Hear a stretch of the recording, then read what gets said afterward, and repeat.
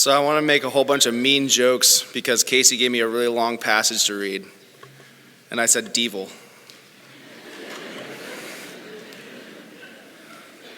But I won't. I'll keep it short because she has a lot of great things to say, and I'm really excited. But if you don't know Kasey, you'd think she's someone who is quiet or shy or timid, maybe? Timid? I don't know. But I've had the opportunity to get to know her over the past year or so. And I know someone who gets really fired up, who is kind of a warrior in her own way, and who's extremely brave.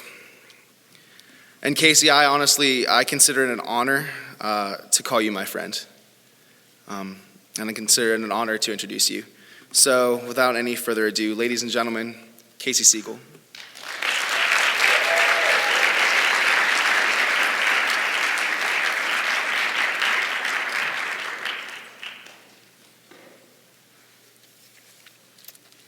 Okay, I can't really believe that this is happening, but okay. I hate small talk, so I'm not going to try to introduce myself or anything. But when I was first asked by Jay to speak in chapel, I was kind of like wondering, what am I going to talk about? Like, there are a lot of things that I could talk about. People usually come and talk about their lives, so okay. I was planning for about a year to speak on mental illness.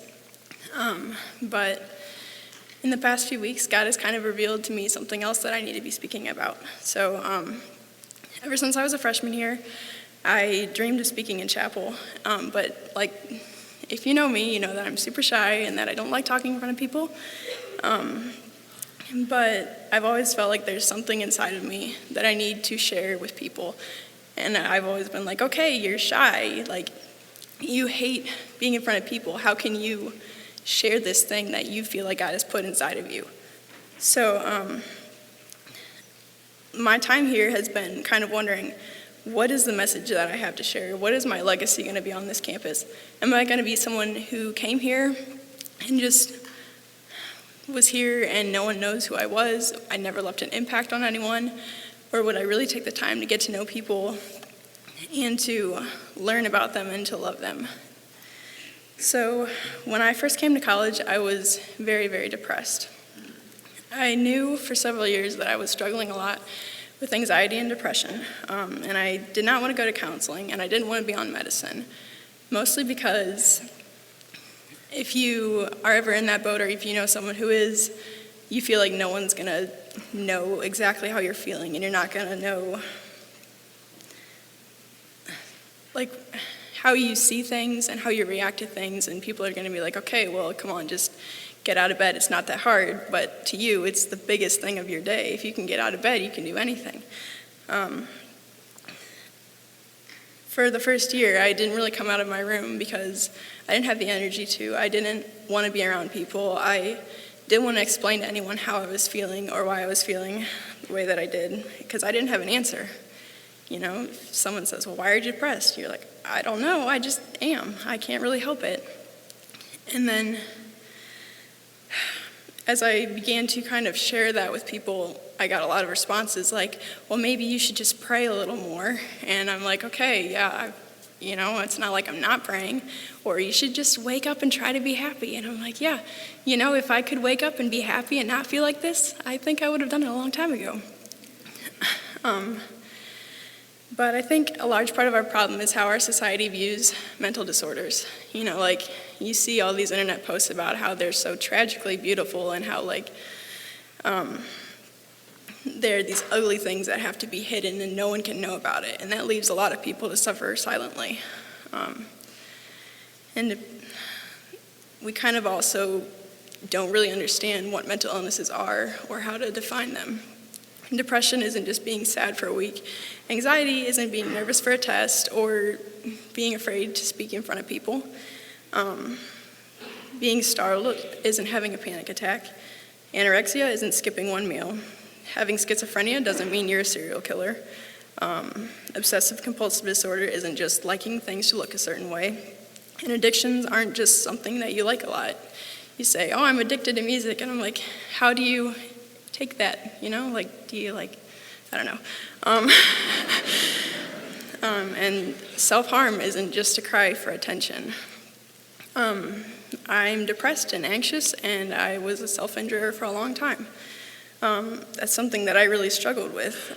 And self-injury isn't just cutting yourself. It can be so many other things, and one form of self-injury isn't more important or more significant than another, but they're all equally important to find and to stop and to make new ways to cope. 2 years ago, I was very, very, very, very depressed, the most depressed that I've ever been, and I was hurting myself a lot. Not enough to be fatal, but I knew that if I didn't stop or try to seek help, then I would never stop, and I would probably die. So in the middle of the night, one of my friends drove me to the hospital, and because I didn't know where else to go or what else to do, and that kind of began my search for hope and peace. And I want to say I went to the hospital and it got all better, but it didn't. I kept lying about self-injury. I stopped taking my medicine, and I continued to just be this sad, sad person for almost another year.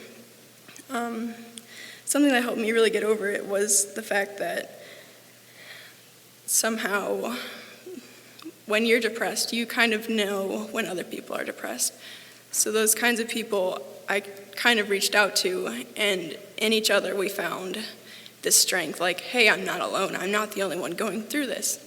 And then you describe some of your experiences, like, man, today it was just so hard getting out of bed, and most people are like, yeah, I hate my alarm clock too. And I'm like, no, it's really more than that. But I now had these friends who would come and literally drag me out of bed to go watch a movie, even if it was in the living room. Friends who would feed me because I was too anxious to go to the cafeteria or felt like I shouldn't eat because I was too fat. But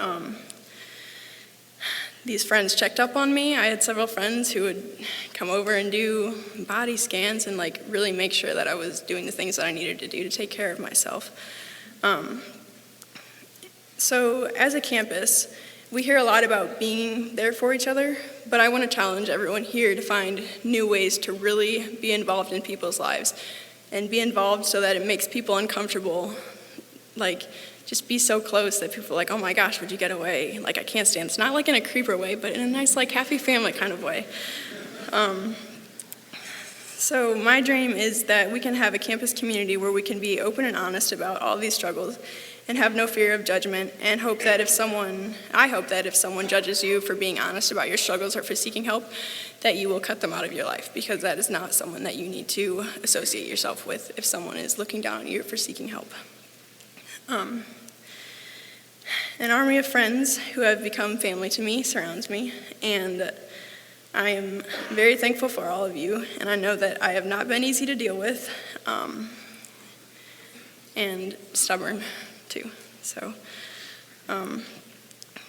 I take medicine now for my depression and anxiety, and I see a counselor here because I know that that's what's best for me. It's hard, and sometimes I don't like it, but in the end, that's what I need to do to take care of myself. And taking medicine was something that I really struggled with because I'm like, I don't want to have to take something to feel better. But it applies in so many other situations. Like, if you have a broken leg, you go get a cast. You don't just let it flop around. Or like, if you have a headache, you take Tylenol. Like, there are things that you do to take care of yourself, and taking medicine to help your head internally shouldn't be any different, but we've made it into something that we look down on people for. So from here, we move on to a different part of my story. And this is really hard for me to talk about. This is something that I've really wrestled with God about, and I'm like, God, out of everything in the world, why do I have to talk about this? But it keeps coming up. So I guess I'll listen and talk. This topic is something like that's very taboo in the church, and we don't talk about it. We pretend that it doesn't happen. So I'm going to share something that's very vulnerable and very personal with you guys, And I would really appreciate it if this was treated with respect, no matter how you decide to interpret this part of my story. So my theme continues with seeking help and seeking victory. There's no smooth way of really transitioning from mental illness to this topic, so I'm just going to jump into it. So ever since I can remember, I have been able to see demons.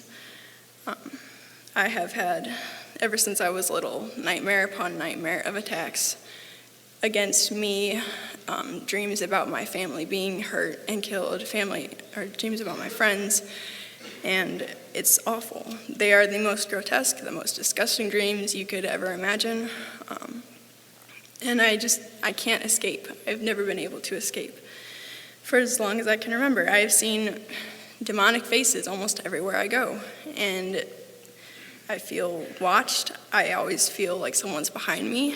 I've woken up face to face with the demon. It happens everywhere I go. I refuse to watch horror movies because what some people watch for fun is my real life every day. For years, I have asked God to take it from me. Why do I have to deal with it? Why does this have to be something that a Christian should have to deal with? I'm like, come on, God, I'm following you. Like, I'm doing everything that I think you want me to do. So why is it that I would have to deal with something as awful as this, something that you really don't hear anyone talk about? So,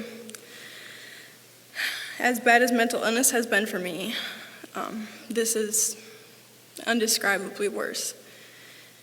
I have spoken to many pastors and many people who claim to be spiritual leaders and Christians, and I have received a lot of scorn and a lot of non-acceptance and people who don't believe me. And I get that. It's not something that you can just be like, oh yeah, sure, that happened to my neighbor too. So,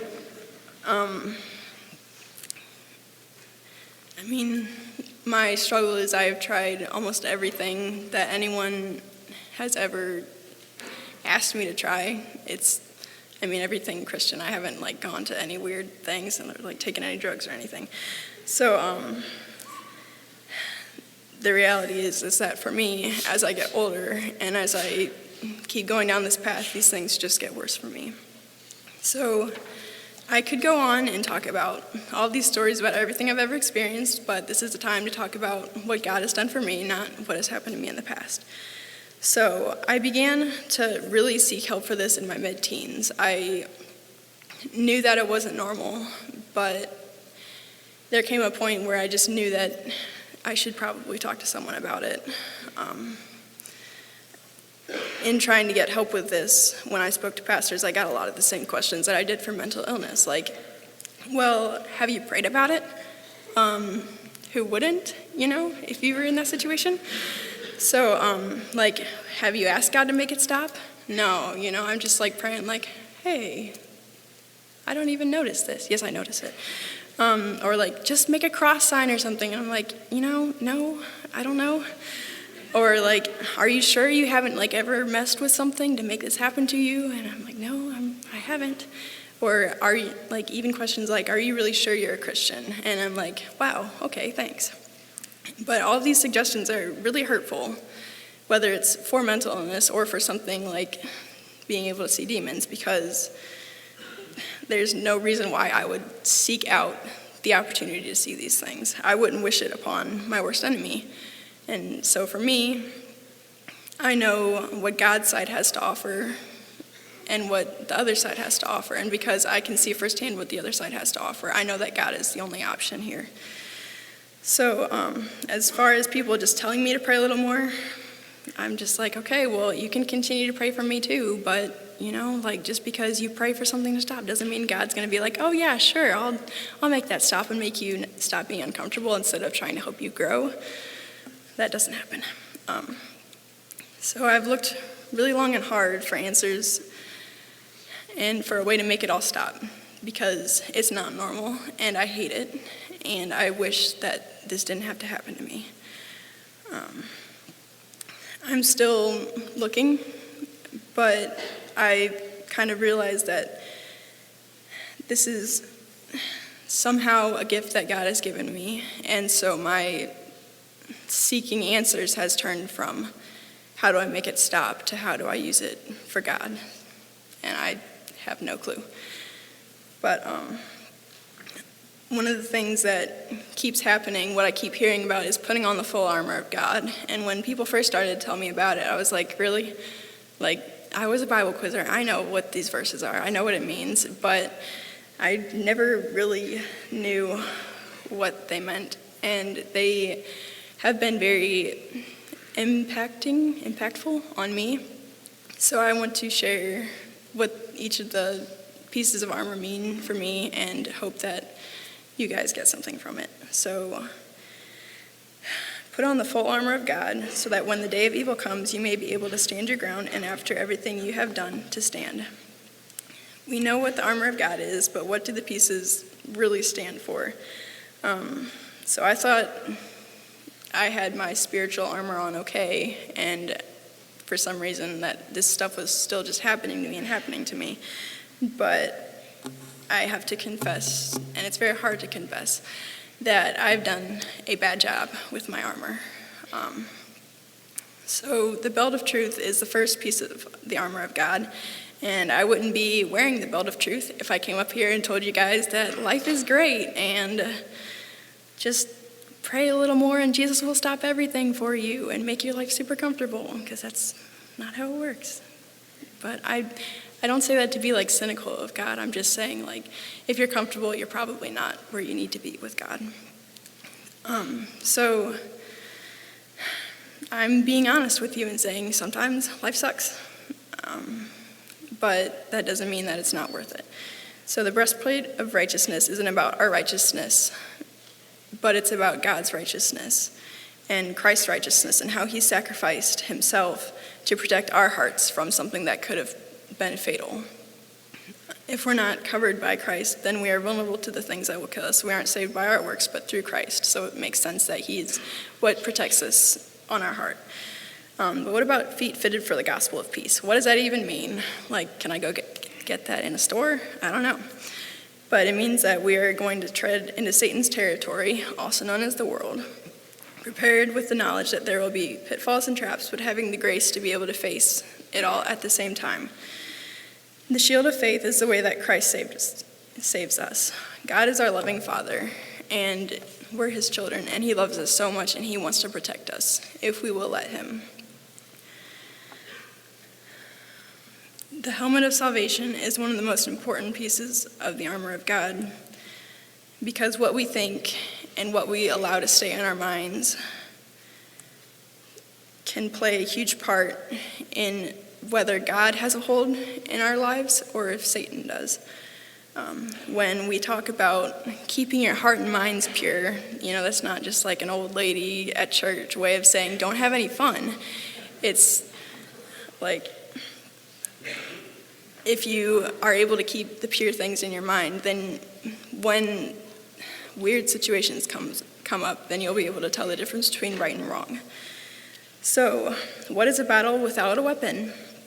We're left with the sword of the Spirit or the Bible. I always thought that it was a funny picture to see someone using a Bible as a sword, maybe kind of a lightsaber fight, slapping people in the face with their Bible.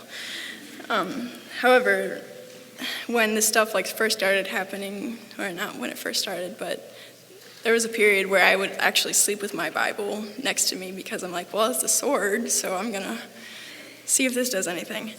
But the three most important words of spiritual warfare are, "It is written." And these are the words that Jesus used when he was fighting demons in the desert. I always thought I did a good job at keeping Bible verses in my head because I'm like, well, I'm a Bible quizzer. I've got all this covered. But, in college, I have done a really bad job at staying in the Bible. It's really easy to just be like, okay, I've done reading for all 28,000 of my classes today. I'm just going to watch Netflix instead of reading my Bible. But part of the reason why I struggle is when I open my Bible, I feel attacked spiritually, but also because sometimes I'm just lazy. And I think that's something that we can all agree that I don't know, I'm not going to say anything for you guys, but I think that's a common struggle, is the fact that we just sometimes don't want to put in the work. You can't go into any war without weapons. You can't go to a karate tournament and expect to win if you haven't taken the time to learn the moves. You can't be the all-star basketball player on the team if you haven't taken the time to train yourself. So it may seem off topic, but I promise that there's a point to all of this. The point is that it's okay to seek help for the spiritual things too. I know that I'm not the only one here who struggles with spiritual warfare and is trying to figure out how to deal with it. I am not the only person who has unexplainable things happen to them on a regular basis. And I know that you're out there, and I hope that you speak up. As a campus community, I ask that we would work towards demystifying mental illnesses and spiritual warfare. And these things have a lot more in common than you may realize. I hope that we can come to a place where it's okay to be open and to be scared of our struggles. And we can, in those experiences, learn how to be there for each other and learn how to be more compassionate and loving with each other. There are little things you can do every day to welcome the presence of God on campus, as well as to just encourage everyone. If you see someone who's upset, say hi, or, it's totally out of my comfort zone, but sometimes you just need to go pray with someone, and that's an awkward thing to do. Like, you see someone on campus you've never seen before, and they're just like sitting in the corner crying, and you're like, hey, let's pray. But that's what we're supposed to do. We claim to be this Christian campus, but sometimes it's hard to see the love. We say that we're doing our best to be there for each other, and I believe that we're working towards it, definitely, but we could still improve. If you don't want to go pray with someone, just say hi to someone, or just send a little text to someone and say, hey, I'm thinking about you. Anything you don't know what's going to make or break a person's day. So since we are a Christian campus, we get a lot of requests from our friends like, hey, yeah, I'm really struggling with this test, or I'm really struggling with this situation. Can you pray for me? And we say, yeah, I'll pray for you, but we don't actually ever do it. We say, I'm going to pray for you, and then we go, and 5 minutes later, forget that conversation even happened. So I want to challenge you, as I challenge myself, to stop and take 15 seconds and pray for the person, and then move on. So if you're struggling with a mental illness or think you might be, please see a counselor here. No one's going to judge you, and anyone who speaks poorly of you, you don't need to be around. If you don't feel like you can speak to a counselor, then you can talk to a friend, or you can talk to me, or you can take your friend to the counselor. It doesn't matter as long as you're sharing and trying to get help. If you're dealing with spiritual warfare and you feel like no one understands you, and maybe you've tried to share and no one believes you, I also challenge you to seek help. And I know that there are a lot of people on campus who have helped me in this area. Even if they don't understand what's going on, they will be there for me and they'll pray for me. And if something happens, I can call them and they'll be there in 5 minutes. This campus is full of a lot of people who will be there for you and who will pray for you if you just ask. So if you need help with this area, then you can talk to me, or there are plenty of other people you can talk to, professors or Joe or whoever else. There's help out there for you. Last semester, I began a prayer walk that will meet kind of semi-regularly this semester to work on claiming this campus back to God, going around and praying that God's presence would really be in this campus and kind of fill it again, and really kind of turn our hearts around back to following God with everything that we have. If you feel like that's something you would be interested in, keep an ear out for whenever we meet up and do that. This is kind of if you feel called to pray for this campus like never before, then, the last time it was a really great experience and some really awesome people came out. So even if you don't want to come to something like that, I hope that you guys would pray that God would start to move in this campus like we've never known before. You guys can come up. And so my final challenge is, I challenge this campus to be a campus of love, of intimacy, of trust, of hope, and of victory. My name means brave. Kasey means brave. And as soon as I figured out what my name meant, I was wondering, how am I ever going to live that out? That's something that's not like me. I'm introverted. I'm shy. How do you be brave? But if you seek help, you're brave. It doesn't matter if you go to great lengths to seek help or if you just do tiny steps. Everything is brave, and you should be proud of yourself for that. You are not defined by your struggles, but by your strength and courage. Be brave and be loving.